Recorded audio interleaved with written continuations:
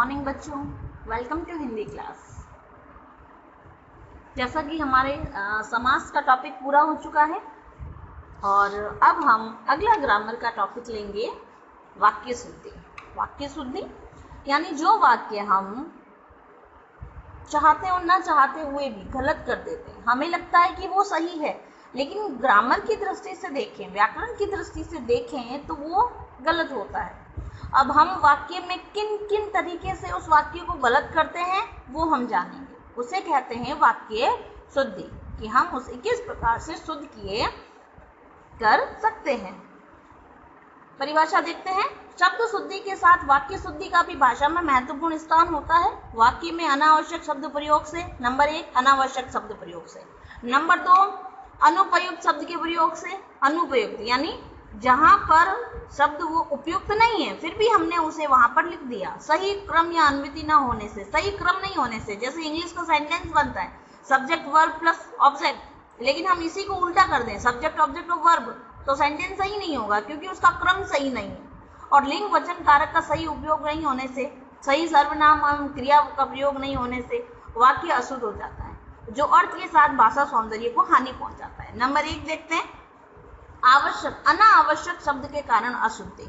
अनावश्यक यानी हमें जिस शब्द की आवश्यकता ही नहीं है फिर भी हम उस शब्द को वहां लिख देते हैं, तो वो अनावश्यक शब्द के कारण वाक्य अशुद्धि हो जाती है।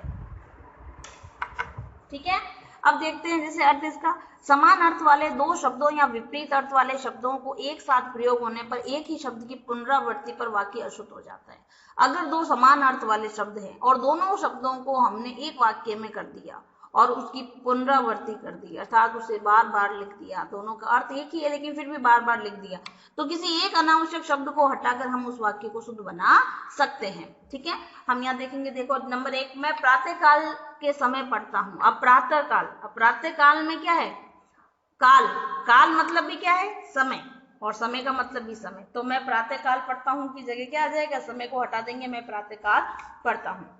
जिसने उसे मृत्युदंड की सजा दी। अब मृत्युदंड और सजा, दंड और सजा दोनों एक ही अर्थ को दिखाते हैं, तो जज ने उसे मृत्युदंड दिया। इसके बाद फिर क्या हुआ, यहाँ बाद और फिर दोनों एक जैसे हैं, तो इसके बाद क्या हुआ या फिर क्या हुआ, ये कैसे संभव हो सकता है, तो ये कैसे संभव है, इंपॉर्टेंट। मेरे पास केवल मात्र एक घड़ी है, मेरे पास केवल मात्र, केवल और मात्र दोनों एक ही अर्थ को बता रहा है, इसलिए या तो लिखो मेरे पास केवल एक घड़ी है, और यह लिख सकते हो मेरे पास मात्र एक घड़ी है।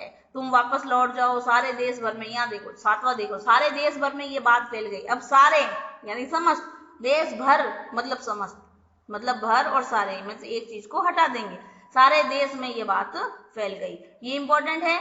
ये वह सचिवालय कार्यालय में लिपिक है। अब सचिवालय, सचिवालय का संधि विच्छेद क्या होता है, सचिव प्लस आलय, और कार्यालय में कार्य प्लस आलय यानी कार्य करने का स्थान, और सचिव जहाँ बैठता है वो स्थान। तो यहाँ बार बार दोनों चीज नहीं आएगी, तो क्या लिखेंगे, वह सचिवालय में लिपिक है, और यह लिखेंगे वह कार्यालय में लिपिक है।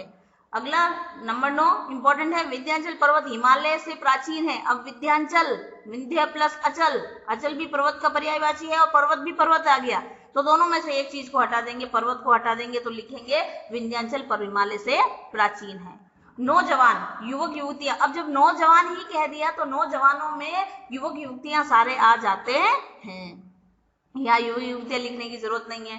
किसी और दूसरे से परामर्श लीजिए, और दूसरा 2 बार आया है तो एक शब्द लेंगे। सप्रमाण सहित उत्तर दीजिए। अब सप्रमाण और सहित दोनों गलत हैं। ठीक है, या तो लिखे सप्रमाण या लिखे प्रमाण सहित।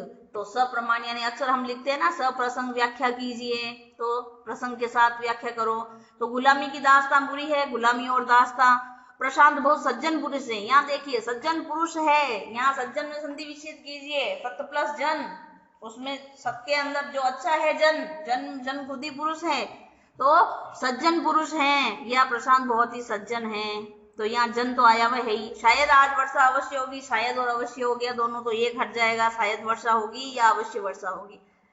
कृपया शीघ्र उत्तर देने की कृपा करें। कृपया या कृपा दोनों में से एक को हटा दीजिए। गुनगुने गर्म पानी से नहाता है, गुनगुने को और गर्म में से एक को हटा दीजिए। गर्म आग लाओ, आग तो गर्म ही होती है। तुम सबसे सुंदरतम हो, अंडरलाइन, तुम सबसे सुंदरतम हो, सुंदरतम, सबसे और तम दोनों श्रेष्ठता को दर्शाते हैं। सुंदरतम कौन सी डिग्री है? पॉजिटिव, कंपेरेटिव और सुपरलेटिव। तो सुपरलेटिव डिग्री, सुपरलेटिव का मतलब ही होता है सबसे अच्छा। तो यहाँ सबसे सुंदरतम है तो सबसे हट जाएगा, तुम सुंदरतम हो या तुम सबसे सुंदर हो। नंबर 2 ले लेते हैं, अनुपयुक्त। अनुपयुक्त शब्द के कारण, अनुपयुक्त यानी जहाँ प्रयुक्त सही नहीं किया हमने।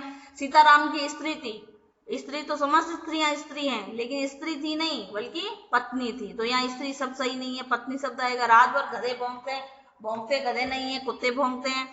कोहिनूर एक अमूल्य हीरा है, अमूल्य और यह बहुमूल्य हीरा। अमूल्य है जिसके मूल्य को आंका ना जा सके, बहुमूल्य है जो सबसे ऊपर है, यानी उसका तो कोई मूल्य ही नहीं है। ठीक है, इसी प्रकार देखो आकाश में तारे चमक रहे हैं, चमकते नहीं है तारे बल्कि तारों के लिए सटीक वर्ड क्या है?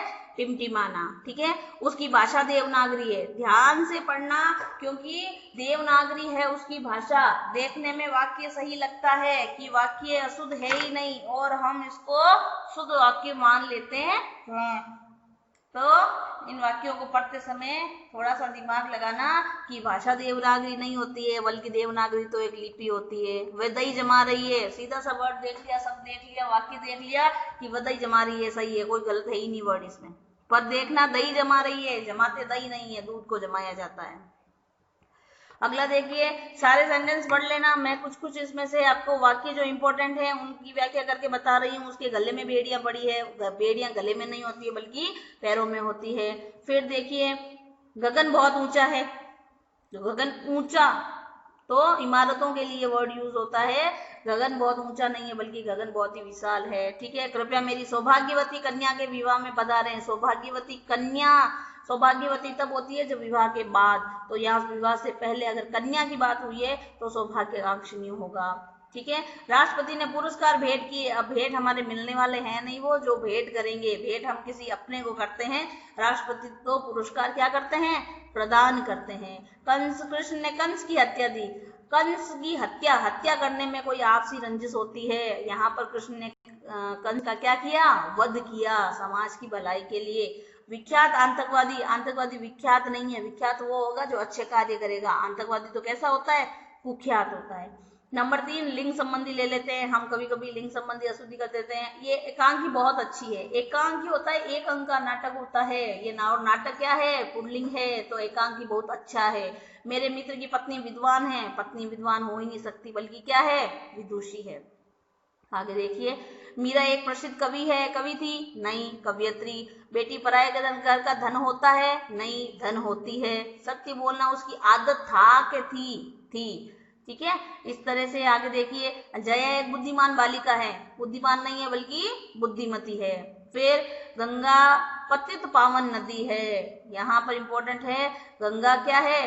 पतित पावन नदी है, तो पतित पावन नहीं होगा बल्कि पतित पावनी नदी है। ठीक है, रामायण हमारी भक्ति ग्रंथ है, रामायण पुल्लिंग है, रामायण हमारा भक्ति ग्रंथ है। ठीक है, उसके हाथ की वस्तु आम थी, उसके हाथ में जो वस्तु है वो आम थी नहीं बल्कि था। ठीक है, नंबर 4, वचन संबंधी अशुद्धि।